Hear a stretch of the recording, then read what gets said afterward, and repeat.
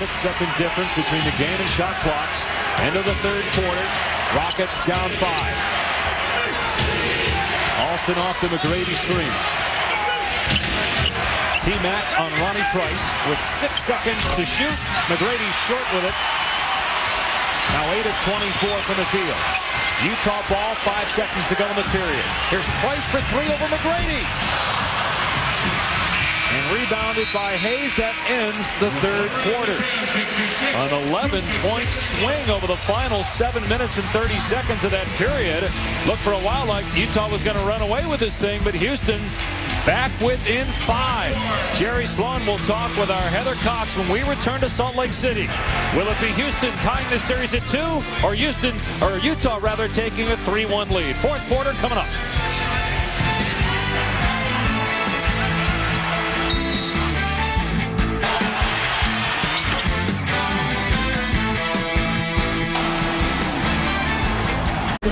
In Salt Lake City, the Jazz up by 5. Head coach Jerry Sloan. Houston went on a 13-3 run in that third quarter. What went wrong? Well, we took a couple quick shots. They beat us down the floor and hit a couple of three-point shots. Got them right back in the ball game. What do you see as the biggest obstacle you need to overcome in the final 12 minutes and come away with a win? We'll take bad shots.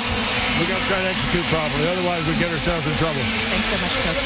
Yeah, Heather, Jerry Sloan's team still without a 3-point basket in this game as Houston is pulled within 5. Tracy McGrady had 8 in the third quarter. Utah, the best home record in the NBA during the regular season, but Houston won game 3 here. Can McGrady and the Rockets do it again? T-Mac will start the fourth on the bench. Been a struggle for him in this final quarter over the course of the series, but did enough in the final 3 minutes to help his team win game 3. And if you're Houston, where is the scoring going to come from? No McGrady. As Korver hits the shot, you got Rafer Alston, Bobby Jackson, you got Landry, Hayes, and a gimpy Shane Battier. It's going to be very difficult to not only to score, but to get good looks at the basket. Let's see how they do it. 6 points now for Korver. Houston has not turned the ball over much tonight. Only 1 giveaway in the last 23 minutes as Bobby Jackson is fouled on the way to the goal. We mentioned earlier, this could be a positive matchup for Houston with Korver guarding Bobby Jackson. Did a good job that time of doing what we call lining him up, driving it, and drawing contact and getting to the free throw line. And you're going to have to manufacture some opportunities to score like this if you're Houston, especially with T-Mac on the bench, because he's your #1 facilitator. And I don't think Rick Adams is going to leave him out on the bench very long, Dave. But Houston's got to find a way to at least stay even right here. McGrady, the leading scorer, rebounder, and assist man in this game so far for Houston. Boozer, 10 points so far in the game, and Carlos Boozer did not score in that third quarter. Harpring collides with Battier, no call, and a breakout. Landry challenged by Williams and fouled hard by Darren Williams. But a good solid foul there by Williams, and that's the third on him and the second on Utah here in the quarter. Boy, is this thing getting physical or what? We got a no call at one end where Harpring basically ran over Shane Battier like a freight train, and then a good hard playoff foul at the other end. Darren Williams getting back. He's going to put Carl Landry on the line and make him earn it. There's the collision between Harpring and Battier. Well, you know what? That's 1/3 flop and 2/3 charge. I like physical play, and I like, the officials allowing guys to play. So I like that no call. But I tell you, this is what playoff basketball is about. And you get a great dose of it in person. But if you're at home, especially watching an HD, there is nothing like playoff basketball in the NBA. Landry gets both free throws. And the Rockets, who won game 3 despite trailing going into the third quarter, trying to do it for the second straight game. They won only twice in the regular season when they trailed entering the fourth quarter. They're within 3. Minute gone by here in the fourth. Williams off the screen. Alston with a great pick. Alston comes up with the ball. And right for Alston to the basket. Cuts the Utah lead to 1.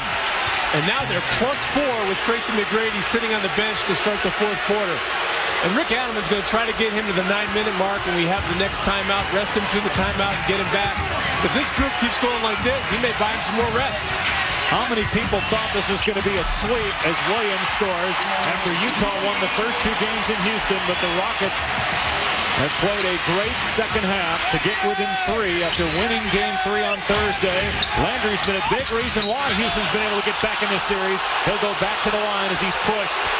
I think what we're going to see here is Darren Williams looking to be more aggressive individually on the offensive end. He's got a matchup that I believe he feels he can take advantage of, and he's going to put the balance of this game in his hands. At the other end, the Houston Rockets are doing a great job of just finding ways, to get to the hoop, draw fouls, get free throws. This is fun to watch. That's the second foul on Harpring. And the 13th foul already in 2 minutes on Utah. Jackson, Alston, Battier, Hayes, and Landry. Jackson had it blocked by Millsap.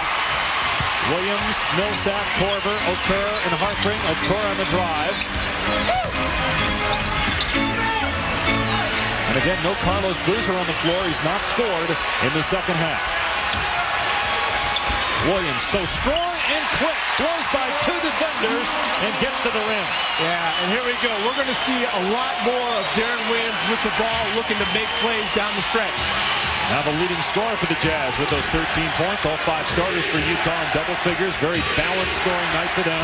Alston off target from 3. Okur with the rebound. You got to get looks, but that one was not a great shot. Looked like Alston got a little bit into the personal matchup right now with Darren Williams. And Okur now with 15 rebounds. Shot clock at 8 for the Jazz. Millsap lost the ball out of bounds to Utah with 5 to shoot.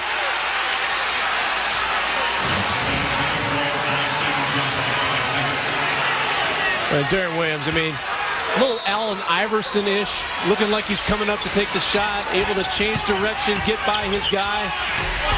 Again, very aggressive at the offensive end. Jackson in transition.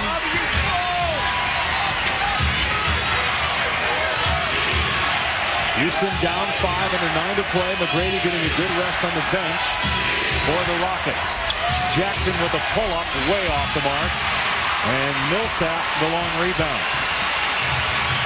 The last 2 shots not good ones for the Houston Rockets. Rick Adelman needs to get to this next timeout with the score the same as it is right now. Williams finds Millsap. And long rebound to Hayes. Yeah, and I think Rick is going to take a timeout here and try to get his group settled. Yeah, the Rockets have not looked good the last 2 times down the floor, but they're only down 5 to the Utah Jazz. McGrady and the Rockets trying to even this series at 2. Game 5 Tuesday night in Houston.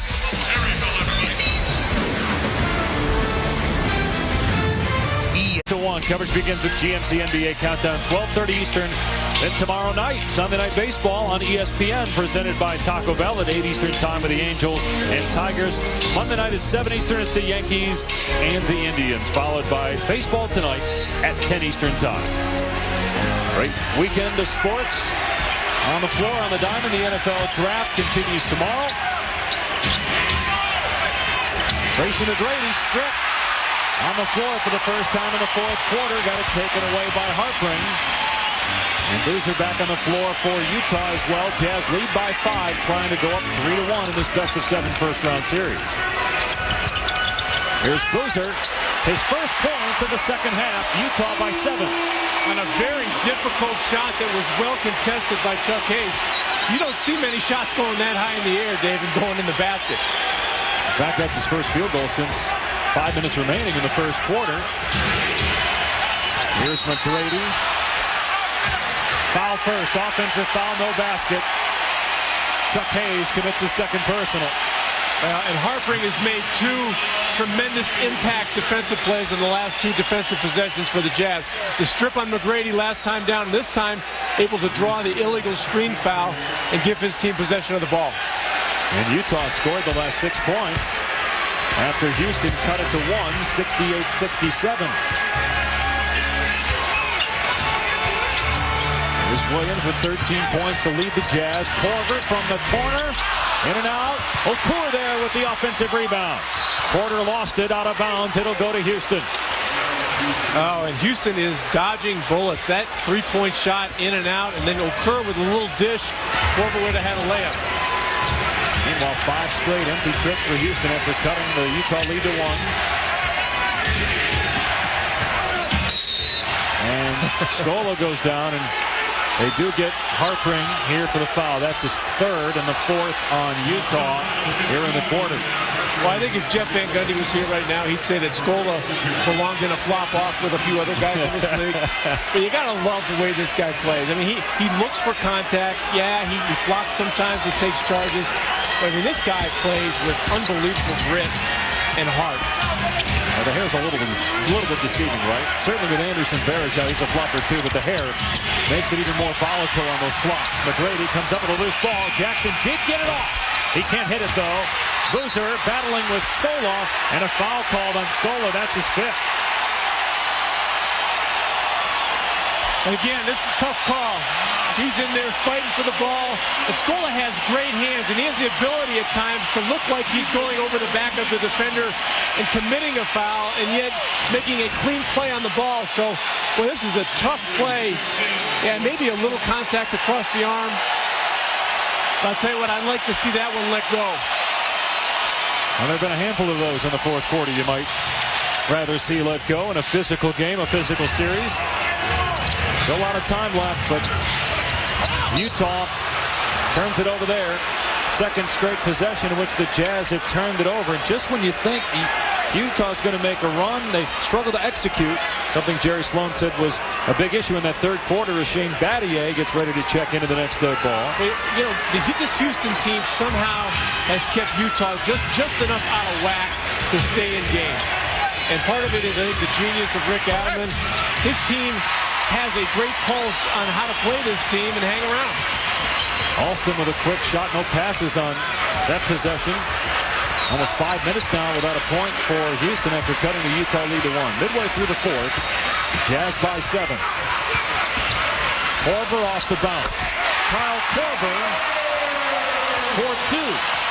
Well, it's the size of Korver at one end and the quickness of Bobby Jackson at the other end. These two guys continue to guard each other. This is a very interesting matchup. And the crowd on its feet here in Salt Lake City. McGrady blows by Harpring, scores on Boozer. 21 for T-Mac. Boy, does he make it look easy. Shows the 3, one dribble, extension, makes it look effortlessly. And this guy is one phenomenal player. That's his first shot of the quarter. It ends a Utah 8-0 run. Shot clock inside of 10 seconds. Here's Williams with 5 in the timer. Korver for 3. And off the shot clock, it'll go to Houston. 5 minutes remaining in the 4th quarter. Will Deron Williams take over here for the Jazz? Utah leads by 7, trying to take a 3-1 series lead with Game 5 coming up Tuesday in Houston.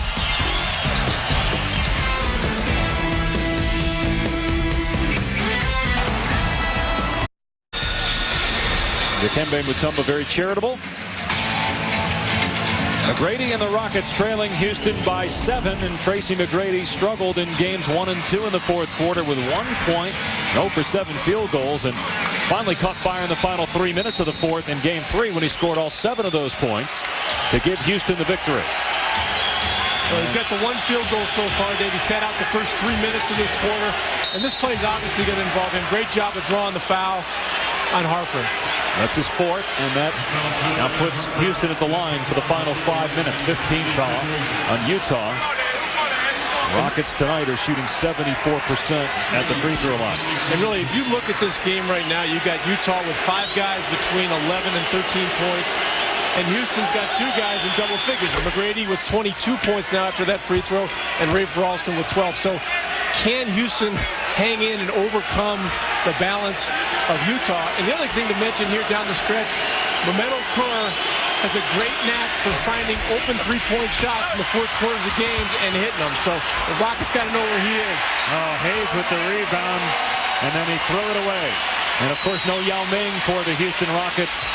Yao out for the season after suffering a stress fracture in his left foot at the end of February. Underwent successful surgery in March. Says he's going to be back for the Olympics in Beijing. Rockets, of course, will be ready to go for the 2008-2009 season as Landry comes up with a steal. Houston ball under 5 to go, down 6 to Utah. 5 turnovers in the quarter for the Jazz. McGrady can't score, but he's fouled by Hartring. That was a 2-point attempt by McGrady. 5th foul on Hartring. And you know, Dave, McGrady is such a great outside shooter that it's unbelievable that for his career he's only a 75% free throw shooter. Now, last time he goes to the line, he splits them 1 for 2. These are huge free throws because right now he is in the process of controlling the tempo of the fourth quarter with his touches, and he's got to make from the line. Made 2 out of his last 3. Averaged 22 points per game during the regular season. That was 15th in the NBA. It was his lowest scoring effort for a regular season since the 2000 season when he was with the Raptors. 1 out of 2 on that trip as well for McGrady. Tell you what, and if you're Rick Adelman, you know, you're happy to be in this position, but again, they've just given up 2 free throw opportunities to misses in the last 25 seconds. And McGrady now 4 of 8 at the line and shooting 36% from the floor. Boozer with that high archer, and he's fouled. Chuck Hayes commits his third on Houston in the quarter. Yeah, now Boozer's got to hit free throws. Yeah, and we talked about it as one of our keys, Dave. In this series, and I'll reiterate it again, the team that has missed double-figure amounts of free throws has gone on to lose every game. And Boozer has been making here, but he missed 5 in the last game, which probably would have gotten him over the hump. So these are huge. He was 6 of 6 in the first half, has not taken a free throw attempt until now. In the second half, only 3 points since halftime. 3 of 13 from the field. Escola comes back in. Hayes to the bench for Houston. Do we have Heather online? How many did he shoot yesterday, Heather? He was 83. Oh, go ahead, Heather. Yeah, David, you were right. 83 of 100. Came in an hour and a half early to practice. Said he didn't sleep at all. So frustrated. This is a perfectionist at the line. And he gets both areas. 8 of 8 now, Heather. 14 rebounds, 14 points for Boozer. He complained after the Game 3 loss, saying that we were too jump shot happy. Got to get me the ball more often. They have, and he struggled, though, from the field. But he's made his free throws. Houston back up 7 with 4 to play. Shot clock at 5. Alston to the basket. Can't score over Boozer. Korver tried to save it. Out of bounds to Utah. And now you see Andre Kirilenko with his superior length guarding Tracy McGrady. A great defensive set that time for the Utah Jazz, forcing Rafer Alston to a difficult attempt at a finish. And now the Jazz have a real chance to take control of this thing going down the stretch. Utah leads the series 2-1. It's actually lost 2 straight playoff home games. Game 3 of this series, and last year Game 4 to the Spurs in the Western Conference Final. The Jazz still without a made 3 in this game. They're 0 for 12. And here comes McGrady for the Rockets.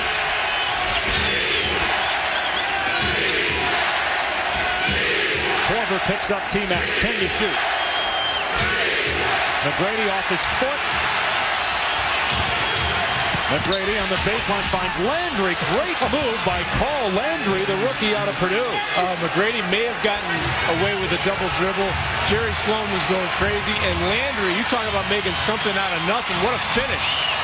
He's the 3rd leading scorer for the Rockets in this game with 11 points. Houston back within 5. Rockets, one of the better defensive teams in the NBA during the regular season. 2nd in field goal percentage defense, 4th in scoring defense. A foul called here on that pass attempt by Williams with 4 to shoot. That's on Rafer Alston. That's his 2nd and the 3rd on the Rockets in the quarter. The conclusion from Salt Lake City coming up. Utah by 5. Guys, the Jazz led by 16 at the 8-minute mark of the 3rd quarter. Houston cut it to 1. Rockets now down 5. Tracy McGrady 0 for 6 in the first round of the playoffs and in danger of going down 3-1 in this series. But he does have 23 points to lead the Rockets. Balanced scoring for Utah, all 5 starters in double figures. And Dave, this is the first game of this series where Houston is actually outproducing Utah's bench. Houston tonight, 19 points total. Utah Jazz only 16. And if you recall, the first two games which the Rockets lost, they were -11 in each game in terms of bench production. Last game, much more manageable, -3. Tonight, they're actually a plus. So they're putting themselves in position. Can they find a way? Deron Williams blows right by Alston and throws it down over Battier.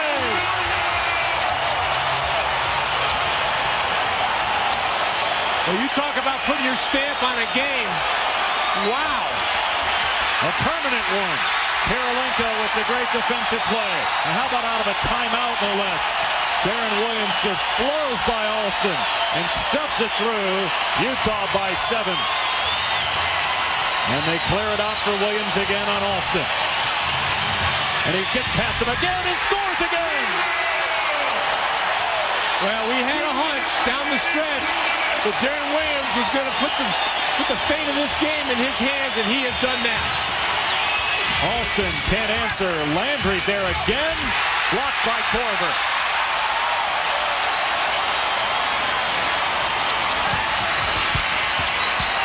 Utah with a 9-point lead in the ball. Just over 90 seconds to go. Everybody standing in Energy Solutions Arena. Okur for 3. And McGrady with the rebound, his 9th. Houston has to cherish every possession. McGrady finds Scola. Can't score, but he'll go to the line for 2. Well, you talk about a guy pronouncing that he is the best player on the floor. Deron Williams tonight, at key times, has made the big plays. We saw the one dunk, able to look off the defender. That's a tough finish. And we'll see what the Rockets do. They've got Battier, Landry, of course, Tracy McGrady, Alston, and Bobby Jackson on the floor. Korver, Williams, Kirilenko, Okur, and Boozer for Utah. Both teams are in the penalty. Couple of timeouts remaining for Houston. And 3 for Utah. If you're Houston and you score, the guy you want to foul is Kirilenko. He's by far the worst free throw shooter out there. Ball knocked out of bounds by Korver. It'll stay Houston basketball. A second off the clock. Okay, this is a difficult inbound angle for Houston now. Let's see how they handle it. Again, you do not need the 3 necessarily. You need to get something quick, though, going to the hoop if you can. Looked like they were trying to go directly into Tracy McGrady that time. Battier inbounding almost from the front row. Here's Jackson. Drives on Korver.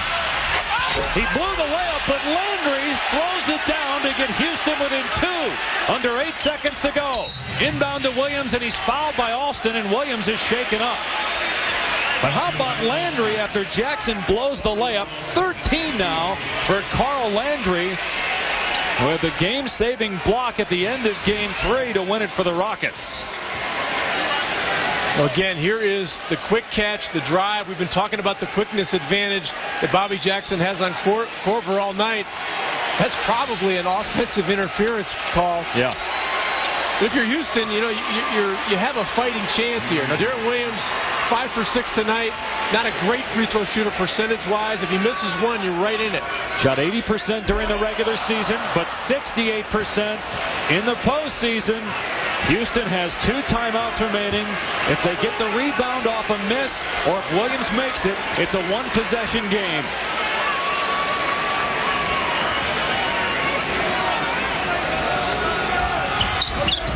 Williams misses. Okur though with the rebound. Out of bounds. And a foul is called on the Rockets. What a job by Okur on the offensive glass after Williams missed 2. Oh, boy, and Houston's so opportunistic in this fourth quarter. They get Deron Williams to miss 2 free throws, and then they cannot finish it off with a defensive rebound. So Okur shoves Landry underneath the basket and is able to come up with it, and then, of course, we got the foul. But it's not over yet, Coach. Okur has not attempted a free throw. Again, he's got to make 2 to really put this thing out of reach. He shot 80% during the regular season, and that one goes down.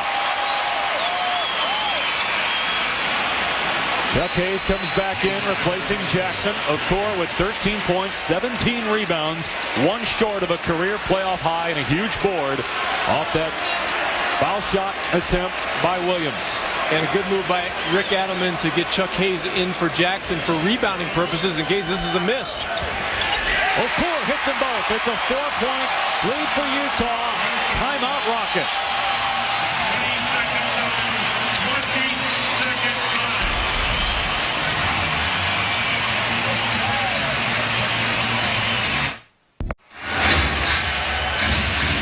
Mehmet Okor knocks down 2 free throws after a huge offensive rebound following 2 misses by Darren Williams at the foul line. It's a 4-point Utah lead, 5.5 on the clock. Houston basketball. Well, you got to score quick here. 2 or 3, you got to get something in the basket, and then you get a quick steal or a quick foul. You have 1 20-second timeout to advance the ball if you're Houston, but you got to make something happen quick. Inbounded Jackson from the corner. Missed the 3. Rebound by Landry. Kirilenko blocks it. Game over. Utah wins it by 4 and leads this best-of-7 series 3 games to 1.